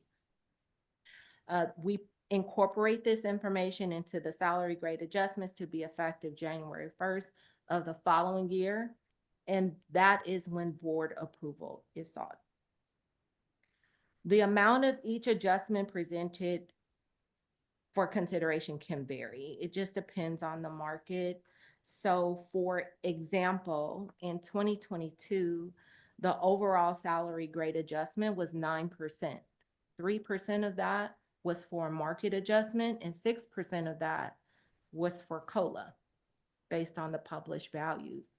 This year, the adjustment is not as high as it was in 2022 because the value we need to adjust for market alignment and COLA is pretty close, within 1%. And that is really a positive reflection of the work that we do every year to stay aligned with just overall market positioning and competitiveness. Next slide, please. This slide provides you with a snapshot or an actual image of what the 2024 salary structure was and the proposed 2025 salary structure. And this salary structure has an adjustment and a slight design update. So as recommended by Mercer, salary ranges should be adjusted by 3.7% to keep pace with the market and with some light design updates. Those design updates are just making modifications to the range spread as well as some slight adjustments to the midpoint progression. Range movement would integrate market alignment and partially account for expected inflation and upcoming COLA adjustments. So we try and consider where or forecast where we think the market is going to go so that there's not significant adjustments required in every year going forward. With the recommended updates to the salary grades, our employees would remain at similar position in the range without a need for a salary adjustment. So modifying or approving the change to the salary structure does not have an immediate fiscal impact. One thing that we are always mindful of is CPA's pay ratio. And basically that's looking at the highest paid employee to the lowest paid employee. On average, well, benchmarking against B Corps, that total cash compensation pay ratio shouldn't exceed 7%.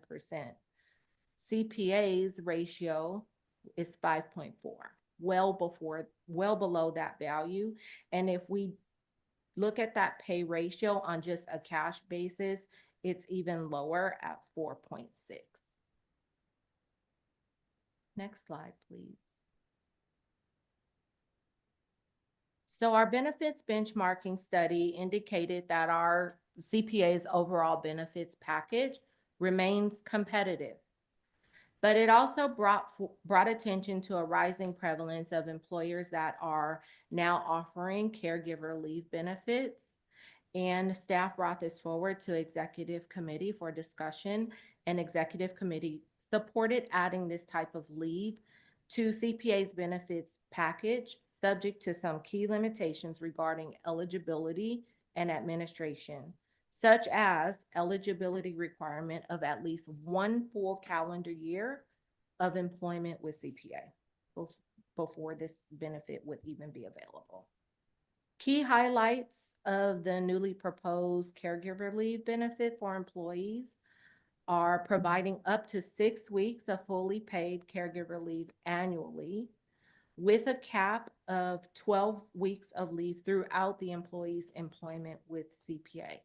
So an employee would not be eligible to get 6 weeks of caregiver leave every year throughout their employment with CPA. There is a limitation. And in order to be eligible, it does require certification of a healthcare provider.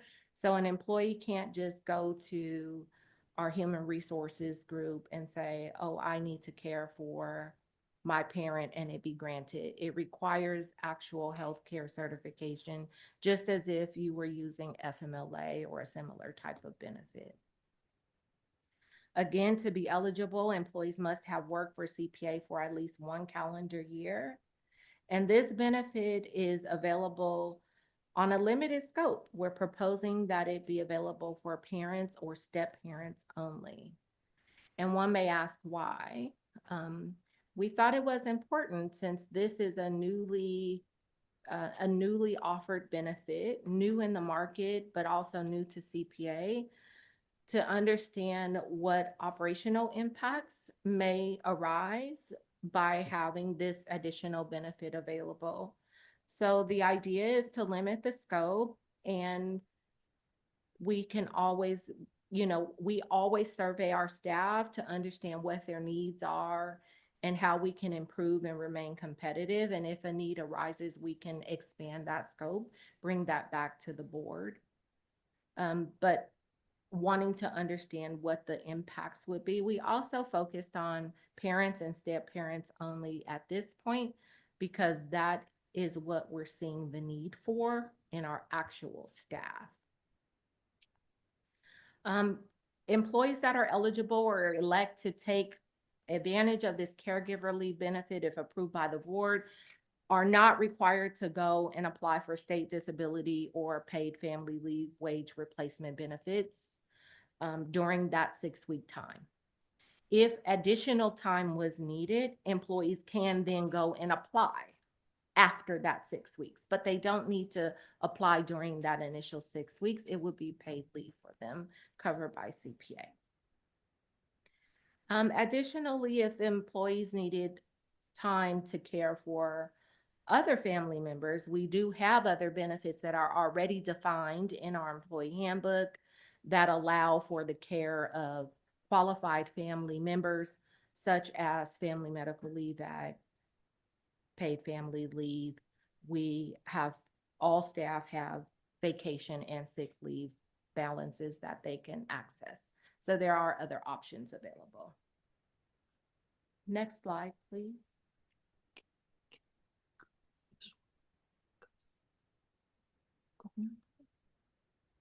Employee handbook updates, with the exception of the addition of the caregiver leave, which I just described. Other edits to the employee handbook are either legally required to comply with laws that became effective either in 2024 when we didn't bring, let me back up. In 2024, when the handbook wasn't reviewed by the board, or those laws that become effective January 1 of this year. So we modify the handbook to include all of those updates.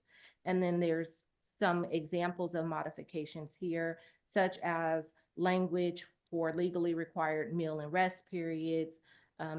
Other edits are administrative in nature. Next slide, please. So again, recommendations, the executive committee met on November 21st, and on December 12th, provided direction for all items noted and discussed previously, approval of the salary grades to accommodate for labor market changes, inflation, competitiveness, approve the updates to the employee handbook and include proposed benefits for caregiver leave, and approve amendment to the general counsel's employment contract to extend the term, increase salary to align with the salary of CPA C-suite, add a provision to allow for future salary adjustments, and change the timing of future performance reviews to align with CPA's fiscal year, as well as our overall annual performance review cycle. The changes to the salary grades, again, do not have any impact to any employee's current salary and therefore have no fiscal impact in the current budget year. And given the limited nature of the proposed salary grade adjustment, the fiscal impact in future years is likely to be very minimal also. CPA is we're currently more than $1 million under budget for staffing for this fiscal year and can therefore accommodate the proposed increase to the general counsel's salary. That concludes the presentation, and I welcome any questions you may have. Thank you. Okay, let's open it up for questions of Monique, of the executive committee, anything that you want to bring up. Let's hear it. Give it a second. Okay, we'll start in the room here. We'll start with Director Parkhurst. So I'm in full support of this. I know it's tough talking about salaries in public and different types of salaries. You can see it here, especially you can see with almost all levels of our organizations that we are decently competitive. We're not wildly paying these folks. They're incredibly dedicated. We see it day in and day out at every meeting. I think this is a very reasonable thing. And I think I appreciate Mercer's work in this and bringing forth something that when we went through it in the executive committee, particularly the family leave part of it. I think it's something that we can offer. It was a deep and hard conversation around the family leave part. We really weighed it back and forth, but I think what we've got here is something that we can do right by the dedicated employees of this organization. Thank you. Okay, not seeing any other questions in the room, so let's move over to South Bay City's COG. This is Jackson. Appreciate the presentation. I have a question about the family member leave component.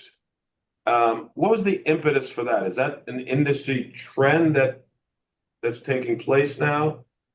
I'm familiar with maternity leave and other components, but that aspect is sort of new to me, and I'm wondering if that's what we can expect to see in our city labor negotiations and Yes, moving. the work we do with Mercer, we go out and we survey, like I said, many sectors and many organizations within those sectors, and we see a rise in the number of organizations that are actually offering caregiver leave. Hence the reason why we presented it for consideration to the executive committee. I'll just note that the data showed that at the moment, it was less than 50% of our comparable organizations were offering the leave, but it was accelerating fast as a benefit that was being offered. So just, Ray, maybe it's not coming quite yet, but it is accelerating in prevalence. Thank you. And Steve Zuckerman, Rolling Hills Estates, and it would be correct to assume that that leave, the caregiver leave, does not accrue from year to year. That is correct. Thank you. I have a quick question. It's an awkward one, and that is, I have tremendous respect for our general counsel, but I just have to ask about any sort of survey, whether one was done to look at commensurate organizations beyond aligning that salary with our current C-suite. Yes, through our salary benchmark study, we actually, Mercer goes out and reviews market data for all positions. And that review is not based just on title, but it's also considering job description.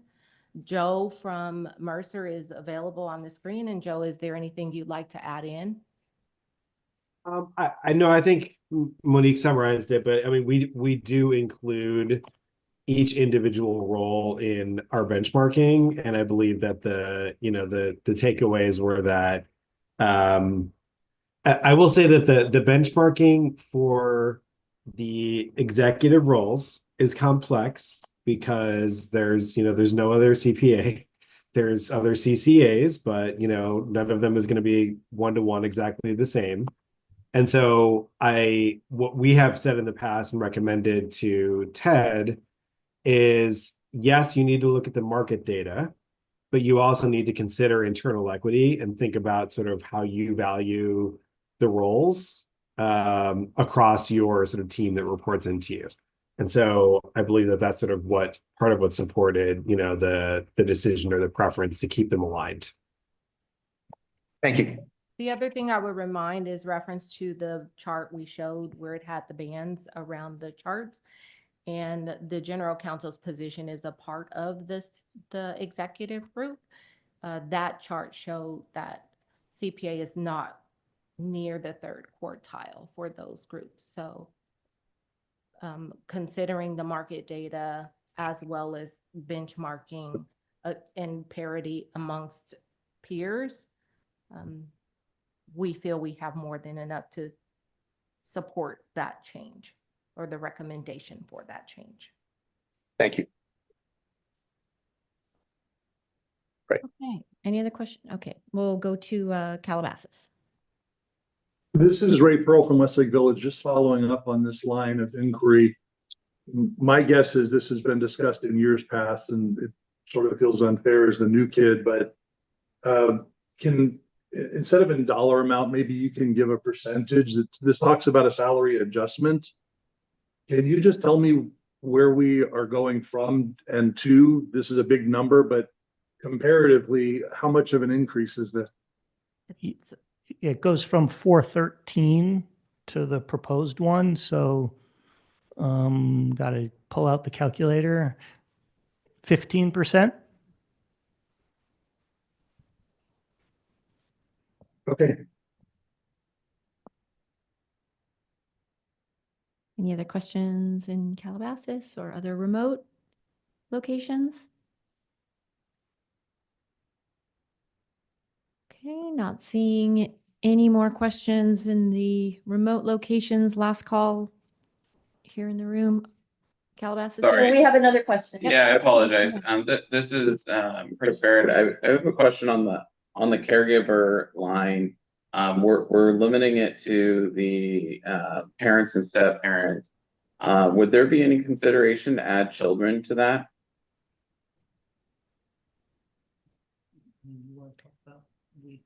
Yeah. That was talked about. Yeah.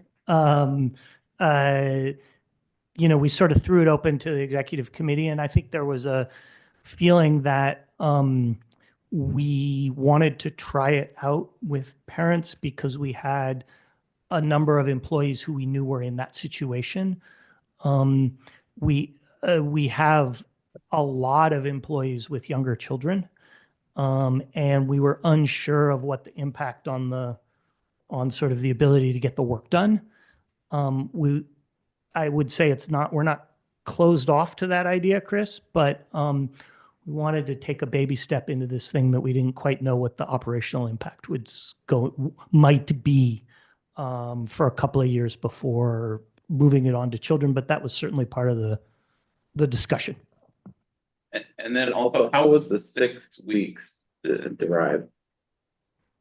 Mercer provided information on the average time being granted from employers that currently are offering it, and 6 weeks was the average. And so we recommended aligning with that. Thank you. You're welcome. Whittier. Thank you. This is Adriana Figueroa. I just have a quick question. Logistically, and kind of want to understand it with the caregiver leave. I guess my question would be, what would happen if you have multiple people within a division asking for the 6 weeks at the same time? Just logistically, have you guys thought that through or figured something out? Yes, it was something that we've talked about internally. We talk about it all the time because we do offer a paid family leave for employees or paid parental leave, excuse me, for new parents.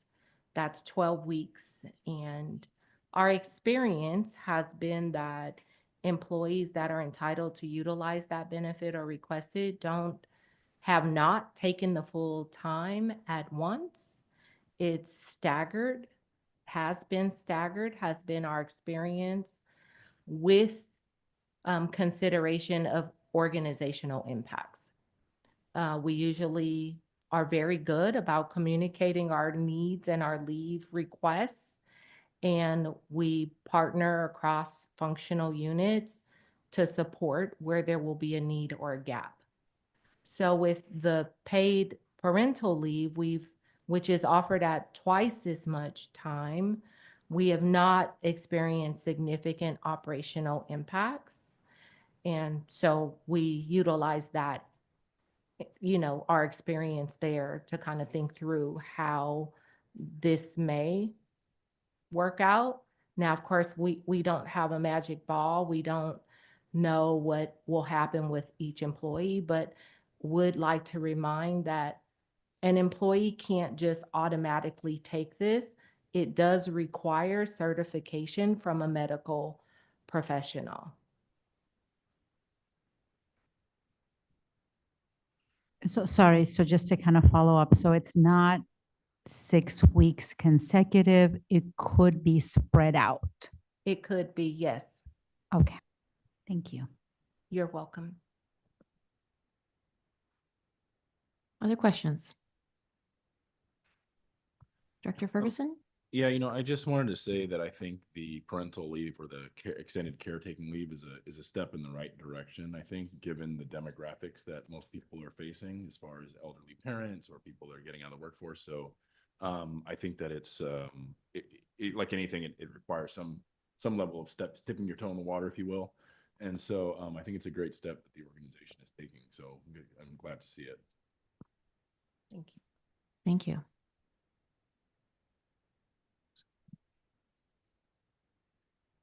Okay. Seeing no further questions, I believe Director Montero wants to say something. No, I just want to say, we discussed this at the executive committee, so I'm ready to make a motion to move. Thank you. Thank you. Thank you. Do I have a second? Okay, I have a motion by Director Montero and a second by Director Davis to approve item A, B, and C. I'll also note there was no public comment for this item. Chair Klein Lopez, Aye. Director Maloney, Yes. Director Gold. Director Gold, how do you vote? Yes. Thank you. Director Albrecht, Yeah. Director Santangelo, Yes. Director Hicks, absent for this vote. Director Stark, Yes. Director McMorrin, Yes. Director Ortiz, Yes. Director Montero, Enthusiasm, aye. Director Jackson, Yes.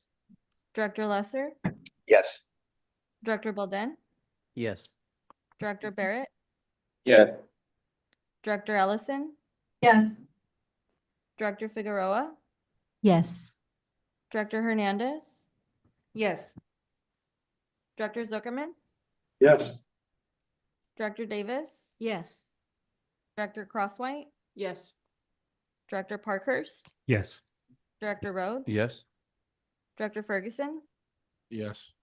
Director Chen, Director Newman, Aye. Vice Chair Lopez, Yes. Director Pearl, No. Director Pacheco. Yes. Thank you. This motion passes 26 ayes, 1 no. Thank you. Knowing that we are getting close to the 4 o'clock hour, and I definitely wanted to give everyone the space to discuss the action items as they were pretty heavy. We are going to defer the information item number 9 to next month's agenda and just rearrange a tiny bit. I'm going to have our CEO give the management report because he's going to be discussing some of the fire impacts, and I want to make sure that we all hear that, and then we will go to the committee chair updates after that. So thank you for your understanding on the information item, and Kara will check back with you next month, and I will turn it over to you, Ted, for the management report. Great, thank you. There were fires. Yeah. And there were power outages. And that means there's a lot of impact to many people's lives and our business and our staff and our customers. And so I just wanted to spend a little bit of time talking about this. There's also, you all have a fiduciary duty, so I have to be a little cold-hearted and talk a little bit about the money and that kind of thing in that as well. So, but I did want to start with the sort of the CPA family, which is that, all the staff are safe. Between board members, staff, and community advisory committee members. Several people were under evacuation. Nobody lost their home, but some people still can't go back. Notably, the chair of our community advisory committee lives in Altadena. Our former chair of the community advisory committee is in the Palisades. And so I guess Neil can go back now, but David Hockey cannot. So we're still, just within the family. And then, of course, we know many of you, I know Robert evacuated, but I know many of you struggled with and your communities struggled with the longest and widest duration of PSPS that the region has ever experienced. And so it sort of just cascades out when you start to think about, how folks were impacted and continue to be impacted. The customer impact has been pretty devastating, frankly. Altadena is unincorporated LA County, and therefore our community and our customers. Malibu also, our community, our customers. So that part of the Palisades fire. We're still doing assessments, and we get, as you've probably all experienced during this fire event, not great data and information from Edison. So we are still doing assessments. But all told, we've lost several thousand, maybe even north of 10,000 of our customers' homes were destroyed. And those will be a permanent loss of customers until rebuilding occurs. We also have many customers, particularly in Altadena, whose homes still stand, but they're either not going back, or if they do go back, they don't have power yet. So, and they won't probably have power for some time yet. And I talk about it that way. You know, I mentioned the fiduciary duty, you know, so there are several benefits of being a large load serving entity. And in these times, this is one of them. In that these types of losses of a customer base don't pose any near-term or systematic financial risk to the organization. We can weather it. We will see lower revenue beginning in January and into February, and some of it will be permanent. But it's of an order of magnitude that is sort of within our typical fluctuations. All right, I put aside the money part. I did my duty, and now we'll talk about some other things. I know a number of you have reached out to me to ask my opinion about, did Edison cause the Eaton fire? I mean, been straight up at. I have no idea. But if so, you know, what would be the mean for us and our customers, given that the last fire caused by IOU equipment of this magnitude, the Camp Fire up in Butte County, did lead to the PG&E bankruptcy. So, you know, it's a legitimate question that those of you who have posed to me are asking. So a couple of points here. First, to figure it out, it's going to take a while. But you know, every new bit of data points in a particular direction. Certainly a lot of speculation, and that speculation, if you want to quantify it, is in the financial markets, where SCE's share price is down 35% since the beginning of the year. But second is that things have changed since the Camp Fire. Namely, that there's a wildfire insurance fund that the legislature set up under legislation authored by a former representative in our area, Chris Holden, that authorizes up to $21 billion, and that was already been partially funded. It's not all $21 billion is there yet. And it was funded 50-50 by shareholders and ratepayers. So I showed you that orange line that was going up. One of the reasons it was going up is that ratepayers were funding half, across the state, were funding half of that $21 billion on a pretty accelerated, although not yet finished timeline. So that the amount that it's funded should be enough to cover Edison's losses if they were determined to, their equipment was determined to have caused it. But then it would have to be replenished. And so just like you see State Farm asking for an immediate rate increase to cover homeowners insurance, if that fund gets tapped, it staves off immediate pain maybe, but it doesn't necessarily take away the pain forever. And one of the things that if that happens, the state will have to grapple with, the state and the state policymakers, would be how quickly do you replenish the fund? Because the fund is supposed to be there to prevent a bankruptcy. And when there is the next fire, you got to have enough money in there. So, that's going to be a statewide, as a lot of this evolves, that's going to be a big statewide conversation of what to do with that fund if it needs to be tapped now. In the remote possibility that the fund is not big enough, we and CalCCA and the other SCEs, other CCAs and SCC territory are, refreshing a playbook that was developed during the PG&E bankruptcy. Particularly, the worry is all of our money, all of our cash flow funnels through the Edison billing system. It's pretty well established precedent that the creditors don't have access to that money. So that's the key thing that we look at, but it does flow through. And so we have to be thinking about that.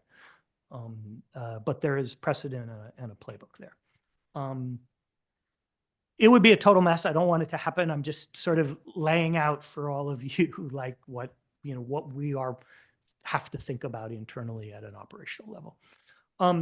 Okay, now we'll go on to sort of some of our response. So, at this point, we're sort of systematically thinking about what CPA's role can and will be in the recovery process, in sort of recovery rebuilding, but also what is the ability to increase resilience, in Monrovia, in Simi Valley, in places that have real high vulnerability to PSPS events, in some of those vulnerable locations. So you probably saw the press release together with Calpine. We made some immediate donations to some on-the-ground groups who are local in the immediate response efforts. But this next phase is going to definitely take some thinking. I spent several years in post-Katrina New Orleans working with the Recovery School District on resilient rebuilding there. So I sort of know a little bit about some do's and don'ts in these types of things. And one principle is it's better to get it right than to rush to be first. There's a lot of energy to reimagine whatever, and we just got to respect the deep, deep level of loss and emotion that is in the community right now before saying, oh, we've got an answer of how to help. So we're doing a lot of thinking, but we're not sort of ready. But I will say that there are sort of three buckets of ideas circulating. One, are there tweaks to some of our existing customer programs, whether it's Energy Team or the Sun Storage Rebate or something that can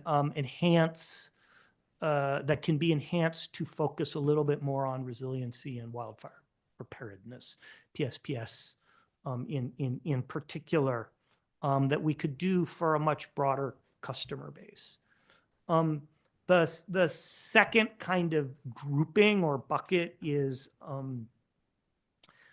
are there specific programs in the rebuilding area? And we're thinking, obviously along the coast in Malibu, but really in Altadena, which is, where we had all these customers. And is there something that we can do at the individual building level that's mission aligned, but can help? And obviously the rebuilding is going to take a long time. So we have a little bit of time to think that through. And then the third bucket, are there some more out of the box ideas where we can try to address community resilience as a whole? I know there's a lot of interest in undergrounding. I know there's a lot of interest in other things that may come along. Is there something that we can either play a leadership or supporting role in along the way? So those are kind of the three buckets that have started to emerge as we've done some internal thinking. We'll want to come back to you and have a little bit more brainstorm, but I just want to emphasize, it's raw out there, and we need to sort of be measured in our approach. So one thing that we're very, sort of excited about that goes along with this, the resiliency part, is that you'll see in the management report, we've opened now round 2 of the Power Ready program, which is providing free solar plus backup energy systems to critical facilities in our member agencies. And, we've got a fire station in Simi Valley. We've got something going in the police city hall area in South Pasadena. We've got the Agora Hills City Hall. We got 11 of those sites going, sort of in various stages of design and site lease agreements right now. And now we're making an open call for the next round of that program. There's the website or the email address. Your staff has been informed of this, but we've have a contract to assess up to 250 sites across our member agencies, and really encourage you to work with staff to nominate those places. I'll say it's not just critical city facilities, but we're in negotiations. Hopefully they'll come to fruition in the last thing, to do 3 libraries that are in the LA County libraries that double as cooling centers for high heat events. So that's another area. But John Spector, who's over there, runs that program, and I'll shout out to Westlake Village. Westlake Village is also doing this program, and they're actually putting some of their own money in so that they can get a bigger battery, so that they have even more resilience. So we're open to sort of creative ideas with you as we move into round 2. So that's my fire and what we're doing now report, and happy to take questions or comments at this time. Thank you, Ted. Any questions or comments for Ted? Dr. Ferguson. So I wanted to talk about, you'd mentioned that bucket 3, the undergrounding, and I definitely want to acknowledge that this is still something fresh, but I see that as being like tremendously beneficial, both from like a direct value add for people that are paying into the alliance, as well as the additional benefits as far as system resilience and overall power system reliability. In a city like South Pasadena that prides itself on its trees, vegetation abatement can be a significant task.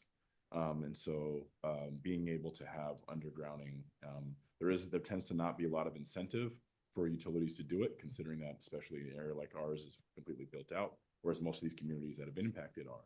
And so creating alternative means by which customers can realize that, I think would be tremendous as far as kind of a huge benefit that's very tangible and very immediate for folks that are currently, customers, allow people to see the value in the alliance.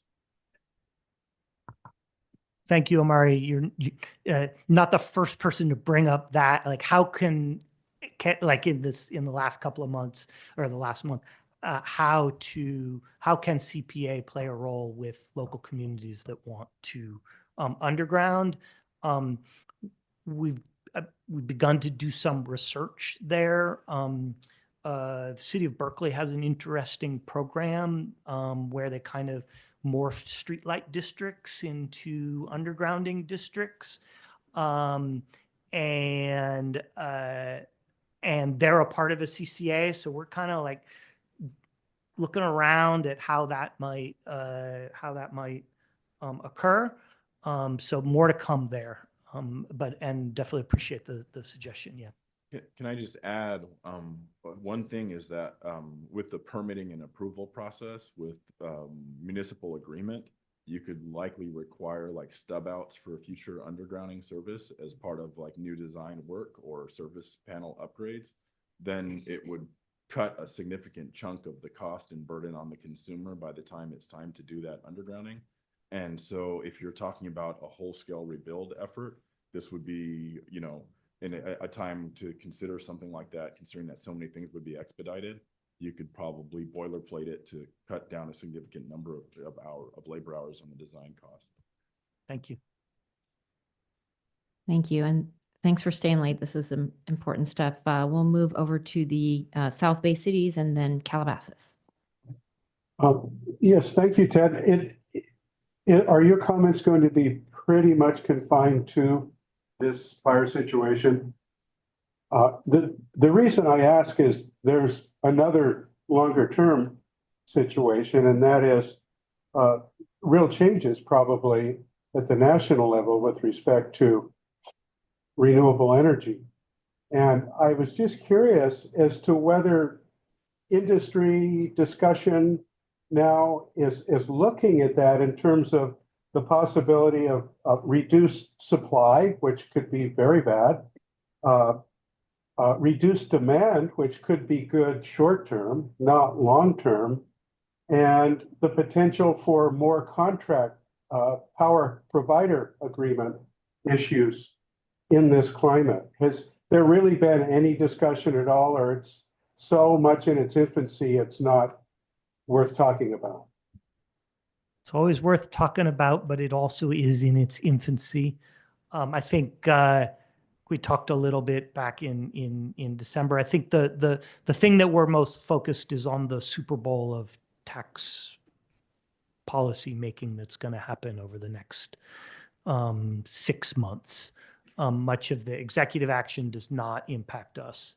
And we're sort of focused on the mission. And when we focus on the mission, we look at the particular items, and none of the particular items at this moment have risen to a level of concern. We'll see what happens in the tax bill reconciliation extravaganza that we'll see probably in the spring and over the summer. Thank you, Ted. Thank you. Calabasas. Yes, thank you. Ted, thank you for the great report. You know, I think we all know how overwhelming this is with fires. And I wanted to weigh in addition to the previous director that was speaking about the rebuild and going underground. It would be nice, but I know we have to give that neighborhood power right now. So, and going underground is an enormous even discussion. But as I'm driving around a little bit, I noticed there's a staging area over King Gillette Branch. And that's for GTE and a lot of the power sources. They got power poles there. It's a big 24/7 operation. But ultimately, somebody has to dig, because otherwise we're going to be putting ourselves right back where we were all over again. And one thought toward that might be the Army Corps of Engineers, you know, over a period of time with a plan. There's a workforce that's prepared and organized. The little or no influence that we've ever had with FCE, it wouldn't be us that would approach that. I think that'd have to come from the top down, probably even from the federal level. But that's a great workforce that could get that project motivated and skilled labor force. It's just my comments. Thank you. Thank you. Director Rhodes. It's just a quick comment. And of your 3 buckets, I want to add like a little cup onto the side. And I want to acknowledge that there's a possibility that Edison didn't cause any of the fires. And if that is the case, I would like us as a body to think about what recommendations we can give to them to increase the benchmark that starts a PSPS event, and see if we can, you know, if they have been successful in the hardening of the systems that they are doing, let's go ahead and raise that up so the PSPS events happen less often. I sense a lot of topics for our next board retreat this summer. Okay, we'll go to Director Gold, and then we will go to committee chair updates and hopefully be out of here within the next 5 minutes. Director Gold. Thank you. Just for the record, as I was coming in earlier today, I think Edison has announced that it is possible and even likely that they did in fact spark the first of the fires. So I think they're beginning to take responsibility for it. Just sort of FYI. Thank you. Okay. Director Hicks is not here, and also there was no legislative and regulatory committee meeting, but I would like to kick this over to Director Crosswhite, who went up to Sacramento for Lobby Day. If you can give us a quick summary of that. All right. It was a very, very full day, so I will try very hard to make it just, and you can ask me questions later. So Chelsea, myself, Ted, and Gina, and our lobbyists met up also with the Cal CCA.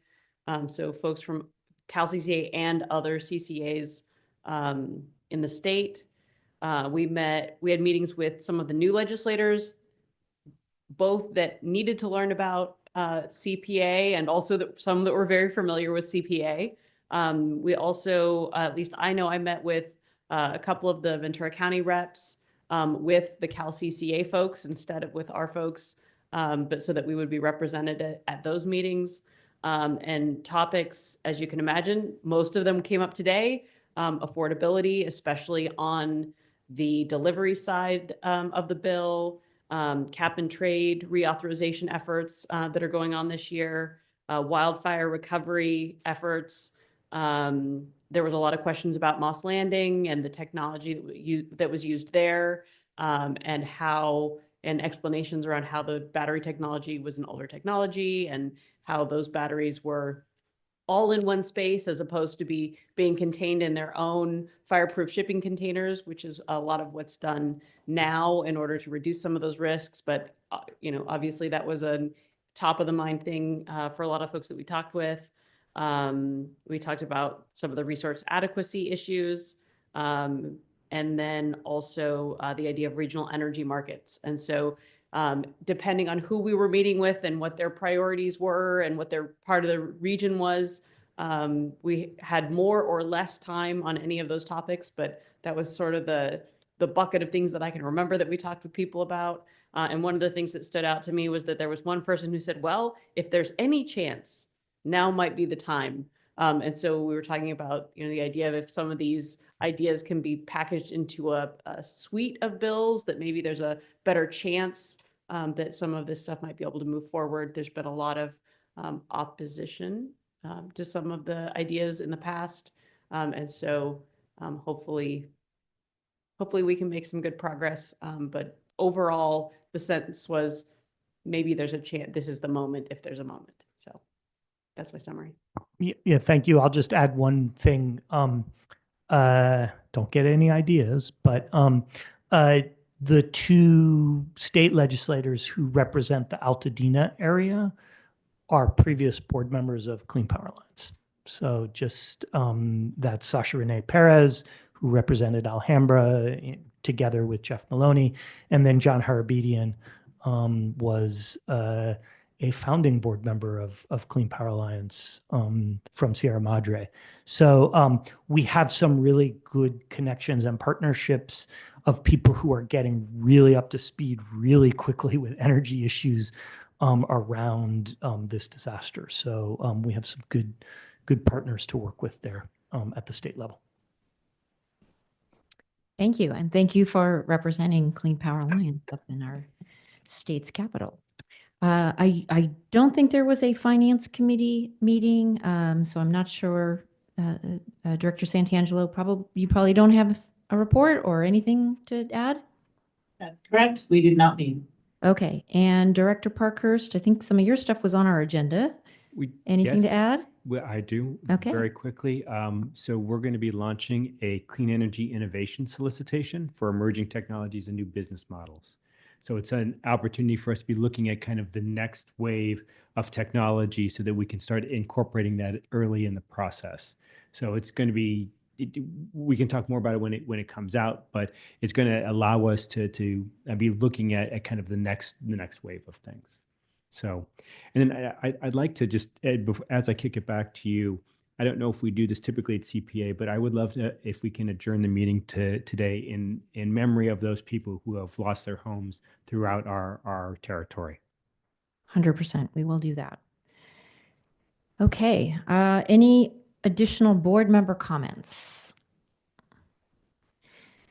Seeing none, I will just reiterate that I know our hearts go out to all of those affected by the fire. I'm very happy to know that our CPA family is safe, but there is going to be quite a long rebuild and recovery of this. This agenda was very long and very in the weeds, and I would like to end the meeting just taking a step back and being very high level and remembering our mission here, which is to really make an impact on reducing these extreme weather events that we're seeing. They're coming more frequently, stronger, and if you look at your impact report, which if you don't have it in front of you today, it's online. You'll see that in 2024 alone, our customers helped avoid 4 billion pounds of GHG emissions. So back to our mission of why we're here, I just want to thank you all for taking the time and for spreading the word within your communities, because this is how we're going to be able to react to what's coming down the pike, and we're doing good work. So with that, at the recommendation of Director Parkhurst, I would like to adjourn this meeting in honor of those who have lost their homes, who have lost their possessions, and who need our support over the next few years in particular to rebuild. We're here for you. We care about you. And with that, we can adjourn the meeting until our next regular meeting on March 6th. Thank you. Time is 4:21. We're now adjourned. Thank you.